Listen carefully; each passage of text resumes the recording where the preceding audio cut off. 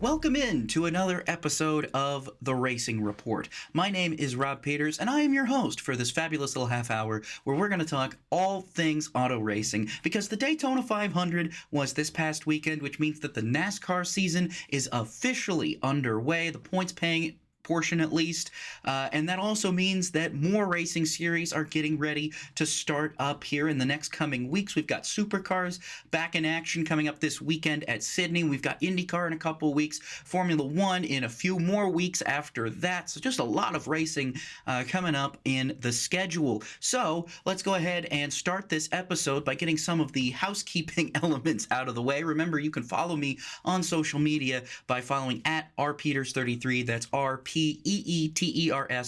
Make sure you want to have those double E's, because if you don't have those, you're not going to find me. You're going to find somebody else. And also, I'm not a Belgian cyclist. I'm a motorsports journalist based in Indianapolis. But then also make sure to subscribe to WTHR on YouTube to get all the latest Racing Report episodes as they come out. We've got a special one that I'll tease here later on in the show. But let's go ahead and start off with some of the news coming up, starting off with Formula One news as always, because we had the F1 car launches over the past couple of days, so we now have an idea of what the grid's going to look like when we do get to Australia here in March.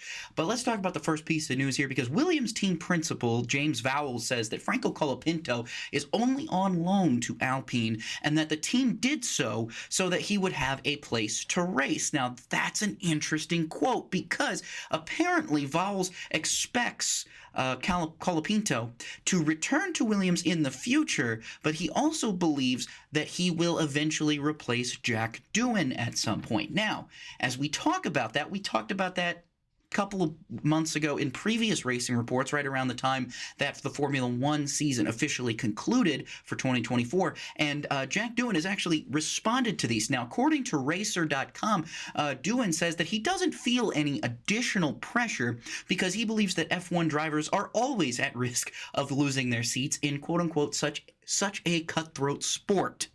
So now you know how Doohan feels about all of these rumors that he's might only get 5 races with Alpine before he's swapped out for Colapinto. So he's definitely got a chip on his shoulder going into the season, and we'll definitely have to monitor how that goes for him when we get to Australia in a few weeks' time. Second of all, this was pretty interesting. The FIA had some new rules that they discussed and implemented over the past couple of days for the 2025 season, and one of those is really interesting. Now, this is just a proposal. I don't believe it's been finalized yet, but this is something that the FIA is indeed talking about, and they are exploring the idea that the Monaco Grand Prix will have additional mandatory pit stops in an effort to, quote-unquote, increase the spectacle. So now, I mean, a lot of people, and myself included, acknowledge that the Monaco Grand Prix has definitely lost a little bit of its prestige because of how much of a professional race that it has become. Now the FIA is trying to increase strategy and hopefully increase some passing and make it so that track position isn't as important as it is now. Obviously, with the way these Formula One cars are, they're so big, they're so bulky, it's hard to pass, period, at Monaco, which means that the only real opportunity you have to gain track position is on pit road. So maybe that will increase the spectacle, but again, we'll have to see what kind of rule change that brings, whether or not maybe teams are allowed an super soft tire or an ultra soft or whatever. You know, remember those when they had all these different kinds of tire compounds in the FIA? Maybe that's an option. Maybe they'll go to a different type. Maybe they'll mandate a use of the medium tire. I don't know. In addition to the hard and the soft, I don't know. That could be an option, but definitely some things on the horizon that could change the Monaco Grand Prix as we know it. And now, finally, in addition to that piece of news, the FIA has also dropped the limit of 5 gearboxes per season per car for Formula One teams. Basically, they've said that, hey, gearboxes are pretty reliable. We don't really need to police that anymore. So now feel free to run however many gearboxes you need. We're not going to police it anymore and fine you and penalize you grid spots for taking a new gearbox. So those are some of the new rules that at least is being implemented in Formula One. We'll have to see where the Monaco tire and pit strategy rule goes to, but definitely some big changes here in the Formula One world. Now let's talk about IndyCar. There was some big IndyCar news coming up as we have the season. The season opener is coming up in just a couple of months. March 2nd is when the IndyCar season returns at St. Petersburg. They'll have a new broadcast partner that'll be on Fox Sports. Remember, practice qualifying Indy Next races, they will be on FS1 and FS2, so make sure if you don't have access to those, you find a way to get access to them. But the big news for IndyCar is that Rinus VeeKay has landed a spot in the IndyCar grid after being booted from Ed Carpenter Racing at the end of the 2024 season. He will now compete full-time with Dale Coyne Racing in the number 18 Honda alongside rookie teammate Jacob Abel, who will pilot the number 51. So Dale Coyne, we know now finally the IndyCar grid has been decided with 2 weeks to go until the first race. Hey, man, classic Dale Coyne, TBA, TBD, you know, they're classic Dale Coyne drivers. But some interesting technological news that we talk about in IndyCar.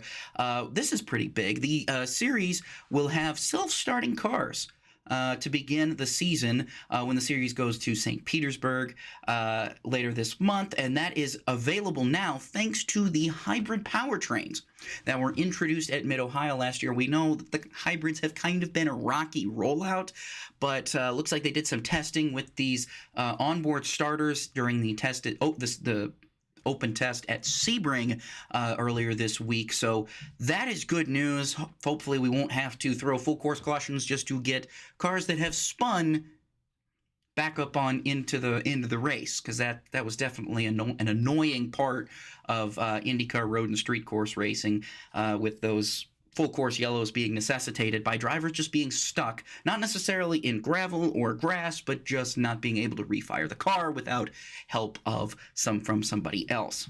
Now, additionally, some more technological news is that beginning this year, drivers will be notified of local yellows on their dashboard. Now, previously, this was only used by race control for full course cautions.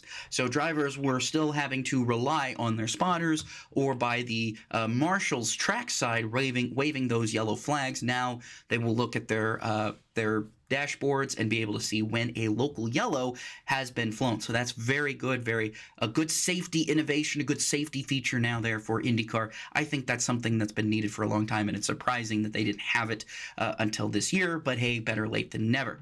Now, final piece of IndyCar news, and it also stays on kind of that competition technological side. IndyCar and Firestone have announced changes to the tire allocations for 2025. Instead of like previous years when teams were given 4 sets of alternate tires and 6 sets of primary tires, all teams will now be given 5 sets of each. So you'll get 5 sets of hard or primary tires and 5 sets of the alternate tire. Now, there's 2 differences in that. At Thermal and at the Indianapolis road course, they will still be like the 2024 regulations. You'll have 4 prime tires and, 4 alternate tires and 6 prime tires. For only those 2 races, the Thermal Club and the Indianapolis Grand Prix, those are the only 2 races where that tire allocation is going to be the same as last year, but all other races, you will have 5 sets of each tire. So, big news there on the competition side for IndyCar. We'll see how that stacks up. Moving along now into some Supercars news, because as I mentioned at the top of the show, the Supercar season does return this weekend at Sydney Motorsports Park. I'm excited for it. It's going to be some late night races, so get ready. But the Supercar season is back finally after its off season. Now, let's talk about some of the changes that have been announced in the world of Supercars down under. Team 18 has confirmed its endurance lineup for 2025. Rookie Harry Jones will pair alongside Anton De Pasquale, and while David Reynolds will drive alongside veteran Lee Holdsworth. So that's some big news there for the the Team 18 squad in Supercars. Speaking of drivers in the enduros, If you're a Supercars fan, you might know Jack Smith from frequently finishing in the 23rd position, but he is back. He's coming back to Supercars after taking a one-year hiatus after the end of 2023. He's going to run co-drive the endurance races with Brad Jones Racing in the number 12 Camaro with sponsorship from longtime sponsor SCT Logistics. He's going to pair alongside Jackson Evans, who has been in that car since 2024. He's going to again run the car in 2025, but only this time Jack Smith will return to that team with sponsorship with SCT, which again hasn't left. But some big news there in the Supercars world, learning more about the endurance races as we get closer. Obviously, those aren't for several months from now, but it's good to have those lineups decided so we know at the very least which drivers are going to be in the cars when we get to Bathurst here later in the year.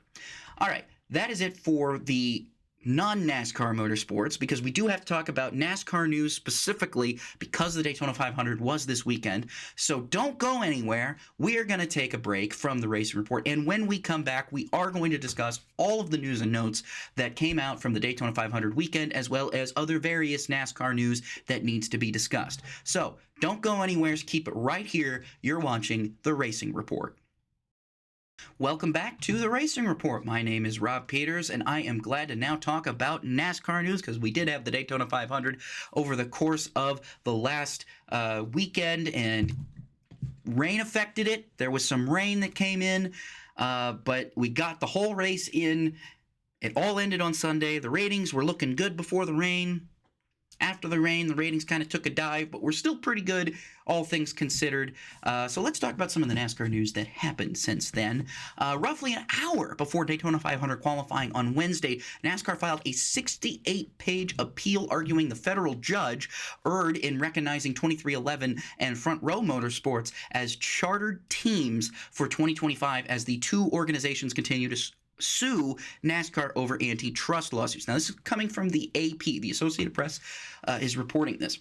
Now, the timing of the appeal, despite it hitting just 1 hour before time trials were supposed to begin, that was a coincidence because that was the court-ordered deadline for an appeal to be filed. So NASCAR had no other option, really. This was not necessarily poor timing. This was just they had to file this appeal by that deadline, and it just so happened to be an hour before Daytona 500 qualifying. Now, should 2311 and Front Row Motorsports win this lawsuit, that again, it is, for all intents and purposes, this lawsuit is moving along. If they prevail in this antitrust lawsuit, it is believed that NASCAR will eliminate the charter system outright rather than negotiate new charters. So this could massively change the landscape of the economic landscape of NASCAR and how those teams do business and how they have been doing business for about the last 9 years. So the charter agreement could go away if 2311 and Front Row Motorsports win this lawsuit. So NASCAR filing the appeal, we still need to figure out how the judge is going to rule on the appeal. We don't know yet, but when we do, obviously, I think we'll start to get a better idea of how this lawsuit is moving along. Big news, again. Keep watching the Racing Report. Every time there's a new update in this NASCAR lawsuit, we will bring it to you as soon as we can, because this is some major news that, like I said, could affect the economic landscape of NASCAR for years to go in the future. So keep it right here. We'll keep you updated. Now for some innovative news, Chevrolet unveiled its Blazer EVR NASCAR prototype at Daytona. This is an electric car that uses basically next-gen technology, next-gen chassis technology, and it's apparently can deliver over 1,300 horsepower from a 3 6-phase electric motors that instantly rev up to 15,000 RPM, powered by a 78 kilowatt liquid-cooled battery. Yes, that was a lot of technical jargon and you may not know. All you need to know is these things are fast. Now, how do they sound? That's going to be the big question. If you like EVs, if you like Formula E, if you like electric car racing, I think this is going to be for you. If you prefer your cars to make loud noises, this might not be for you. But hey, they got more horsepower than the Cup cars, I'll give it that. So who knows? Who knows how this could go? Now, some interesting NASCAR business news within the NASCAR, the way a specific NASCAR team has been conducting itself. Pitbull.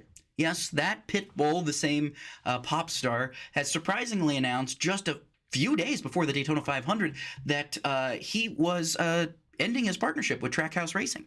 And he announced that over Twitter. It was very abrupt, but he still played he still sang during the pre-race festivities at the Daytona 500, which I have to imagine was awkward. I mean, I'm assuming that Pitbull still likes NASCAR, right? I would think. I think if he's willing to continue to play the Daytona 500 or sing or whatever.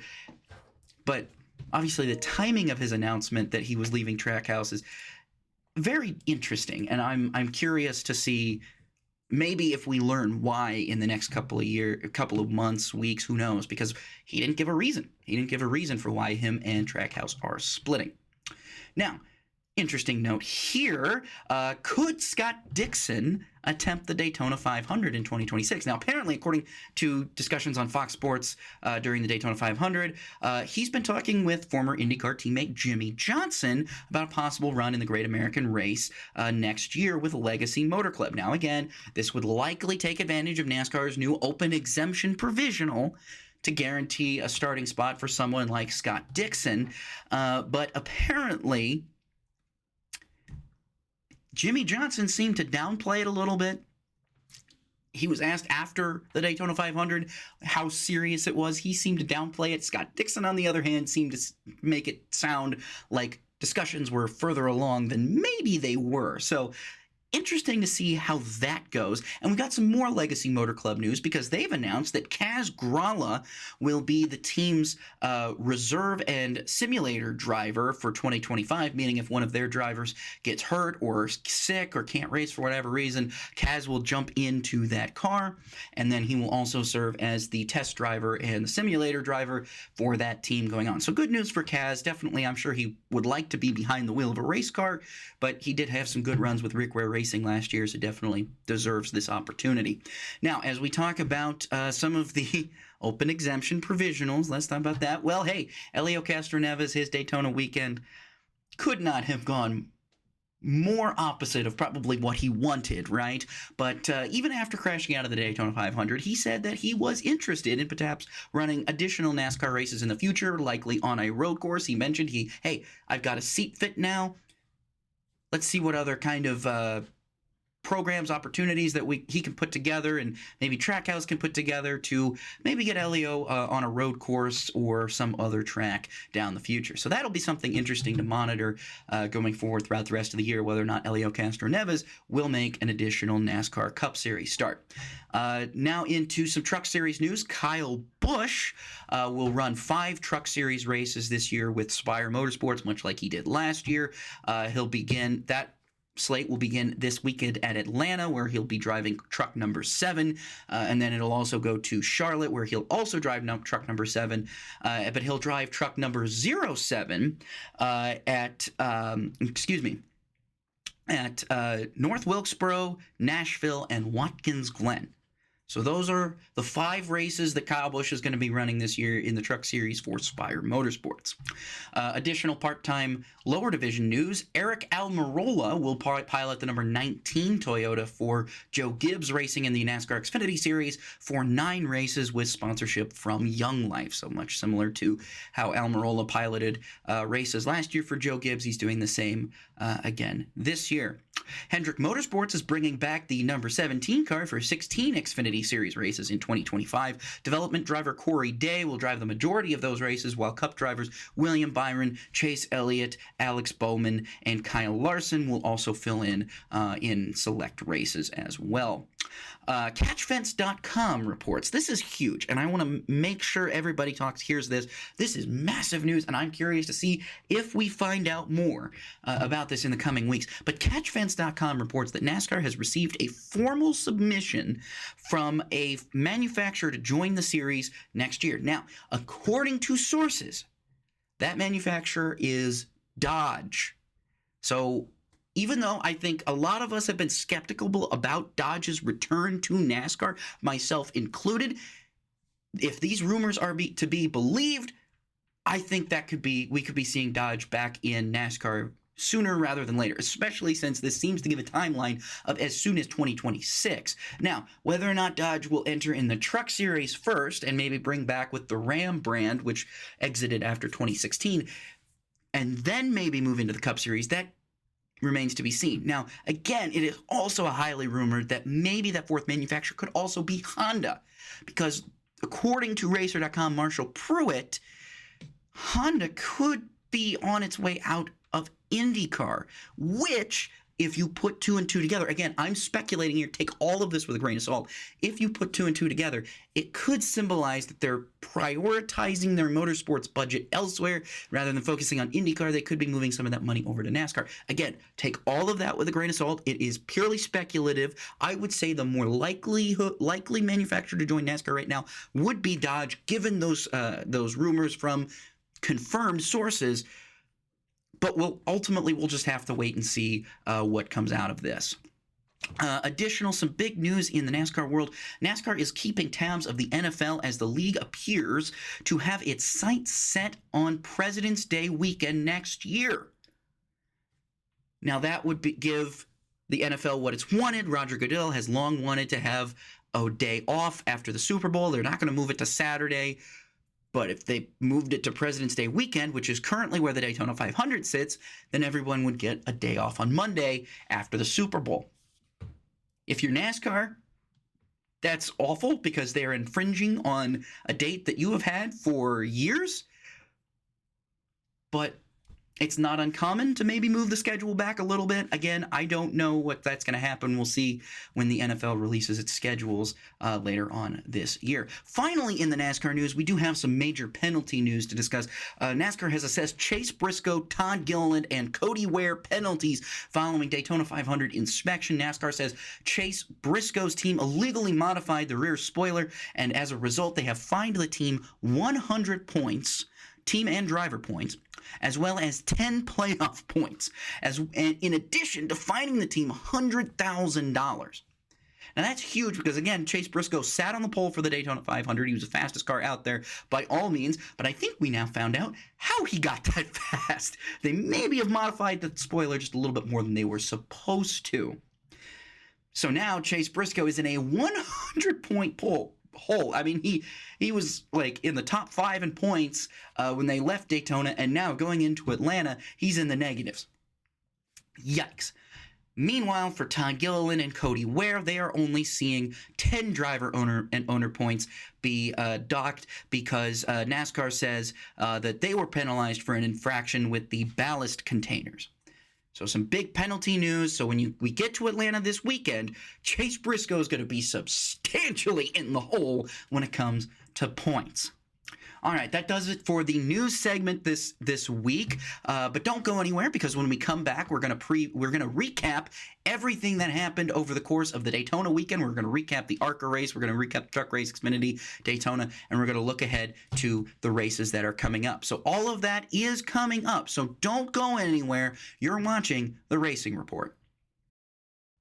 And welcome back to the Racing Report. My name is Rob Peeters, and now let's finish up this show talking all things Daytona from this past weekend. The Daytona 500 weekend brought us some spectacular races. Let's start out with the ARCA race because the ARCA race was definitely more of the same when it comes to ARCA. A bit of a crash fest, lots of caution, lots of laps being run under caution, lots of cars torn up, especially it started on lap 5 with a big wreck that took out a majority of the field and continued. But even then, we know Helio Castroneves made his ARCA debut in that race, and he was teammates with the winner, Butterbean Queen. Now, if you watch the Cars Tour, if you watch late model short track racing, you probably know the name Butterbean Queen. He raced a couple of truck races last year for Tricon Garage, but he's running the full ARCA schedule this year, and he just so happened to be teammates with Castroneves, which I think is the perfect odd couple when it comes. I mean, two completely different backgrounds, one super young, one super not old, but super experienced in Castroneves, one coming from the South, the other coming from Sao Paulo, Brazil, IndyCar brought up versus short track brought up. But hey, when it came down to it at the very end of that race, they were nose to tail coming to the white flag. Castroneves got shuffled out a little bit, ended up finishing 5th. But Butterbean Queen starts his ARCA career, his full-time ARCA career in victory lane at Daytona. And, of course, where did he celebrate other than Waffle House? Of course he had to go to the Waffle House. That's where he always goes whenever he wins a race. So really cool to see Butterbean get there. But, hey, speaking of the ARCA race, if you are a watcher, a frequent viewer of the Racing Report, you probably know that we don't have a lot of interviews on this show. It's mainly just me talking to you guys. We're having a conversation about the world of racing. But coming up later this week, we're going to have an interview with Greenwood, Indiana's own Brayton Laster. Now, Brayton Laster was in that ARCA race on Saturday. Had a little bit of a problem. Tire went down, crashed after a restart, ended up not finishing the race. But he's going to join us. He's going to join the Racing Report for a special interview coming up where he talks all about his life, his personal life, and he's going to discuss what happened in Daytona, talk about his journey to get to Daytona, so you'll definitely want to watch out for that. Greenwood, Indiana's own Brayton Laster, the Pizza Man, at the One Pizza Man on Twitter. He'll be joining the Racing Report, so get ready for that. Now let's move on into the truck recap. Let's recap the truck series because this was a very controversial race. Let's just talk about the finish. Parker Kligerman took the checkered flag. Feel-good story. Parker Kligerman finally gets another win. He's won at Daytona. He's retired from full-time racing. He's doing the very next day he's going to go call the Xfinity race for the CW. And so he goes out there, he wins his race for Hendrick Motorsports, which is doing a limited truck series schedule with him. And later we find out that he failed post-race inspection. NASCAR's disqualified him because they found that the rear of the truck was too low in post-race tech inspection, and now Corey Heim is the winner. Not a bad thing for Corey Heim. Obviously, Corey Heim, very good driver. It's not like he lucked into that or anything. He had probably maybe a chance to win the race. Didn't pan out for him. But guess what? Parker Kligerman once again gets a win stolen from him by NASCAR. And, okay, maybe this wasn't stolen by NASCAR, but something happened that was out of his control that took away another win. Last year at the Roval in the Xfinity Series, we remember that? And now this year at Daytona. Just a disappointing time to be a Parker Kligerman fan and to be Parker Kligerman. But of course, Hendrick Motorsports says that they are appealing. They will be appealing that ruling by NASCAR. So, maybe it's not over yet. Maybe he'll get that win back, but I'm not confident about it. Now let's move on to the Xfinity Series because we had a great, fantastic Xfinity Series race. Jesse Love ended up winning that race, which was a great win for him. Second career victory. Again, second on a super speedway, but it goes to show the prowess that Richard Childress Racing has on these super speedway races. Austin Hill's been dominating them for the longest time, and now Jesse Love has won the most recent 2 races on a super speedway in the Xfinity Series. So honestly, if you're a Richard Childress Racing driver and you have a chance to run the Xfinity Series on a super speedway, you have good odds at possibly winning. This is what we've learned. But let's talk about the CW coverage real quick because I just want to say it was fantastic. I mean, the CW, the way it was, the way they had it set up, it felt very much like they were taking a page out of how Formula One broadcasts itself with Sky Sports. It very much felt like a big event, even though it was just an Xfinity race. It wasn't even the Daytona 500. It was just the precursor to the Daytona 500, and yet it felt like an incredibly special event, a big major event. So I'm looking forward to see how the CW continues to refine their coverage because already they're off to a great start. The booth chemistry is great between Adam Alexander, Parker Kligerman, and Jamie McMurray. Absolutely fantastic coverage. So I'm looking forward to watching more Xfinity Series races on the CW later this year. Now let's finally talk about the Daytona 500 because, good Lord, it was a race, a complete wreckfest. Denny Hamlin had plenty of opinions about it on his Actions Detrimental podcast that came out earlier this week. Was he frustrated with how the race ended? Yes. Cole Custer gave a bit of an interesting perspective, though, because obviously Cole Custer was pushing Denny Hamlin. Hamlin got turned, and then the whole field wrecked. William Byron squeaks by with Tyler Reddick and then Jimmy Johnson. Byron wins his second Daytona 500. Reddick second. Jim Jam third. Holy cow, great job for Jimmy Johnson. I think Legacy Motor Club came home with the double top fives, or excuse me, both two cars in the top 10. And then Justin Allgaier also came home ninth. Big win. Top 10 finish for Junior Motorsports in their first ever Cup start. That is a big deal. But really what everybody is talking about is just the randomness of the race, how Daytona has kind of fallen from the prestigiousness that it once was with the way the car is. Now, obviously, I could get into all of that, but we're kind of running out of time on this week's show. So if you really want to hear my opinions on that, I do have a podcast, the Racing with Rob and Roller podcast. You can find that wherever you get your podcasts. Also, find it on social media at Rob and Roller, spelled just as it sounds, ROBANDROLLER. If you want to hear my actual thoughts on how the Daytona 500 has kind of devolved into what it is now, that's where you can find it. But otherwise, I do kind of have to go on because William Byron, another Daytona 500 winner, a two-time Daytona 500 winner. But let me know in the comments or on Twitter or however you want to get a hold of me if you really think that those two Daytona 500s are better or more prestigious for William Byron than the 3 championships by Joey Logano have been. I want to know your opinion on that. What's more quote-unquote legitimate in this current era of NASCAR kind of embracing entertainment over sport? Do you see William Byron's back-to-back Daytona 500s in maybe higher light than Joey Logano's 3 championships? All right. Now let's finish up this show because we do have to talk about the races that are coming up later on this week. We've got NASCAR Cup, Trucks, and Xfinity all in Atlanta for another dose of super speedway racing, albeit this one is on a 1.5 mile track with much more worn out pavement that hopefully could make handling matter a lot more in all 3 races. That's what I think we're all hoping for, is a race where handling matters, where it's not just shove the guy in front of you to get forward. It's actually manipulate the air, move through the field as you can, just kind of like old school plate racing. We'll see if that happens. It's happened in the past with Atlanta. There's been some pretty good Atlanta races the last year and a half.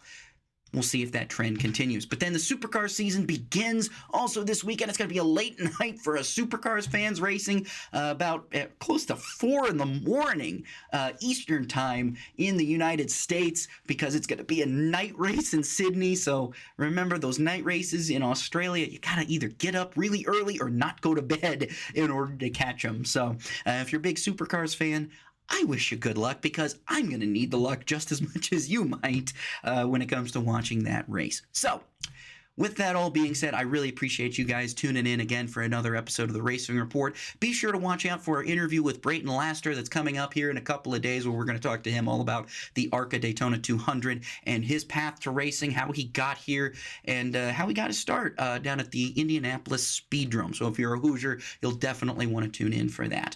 But that is it for this episode of the Racing Report. Be sure to follow me at rpeeters33. That's RPEETERS33. Subscribe to WTHR on YouTube, and as always, just keep it on WTHR Plus, because there's plenty of great content that's always coming your way on that streaming service. So, my name is Rob Peeters, and this has been the Racing Report.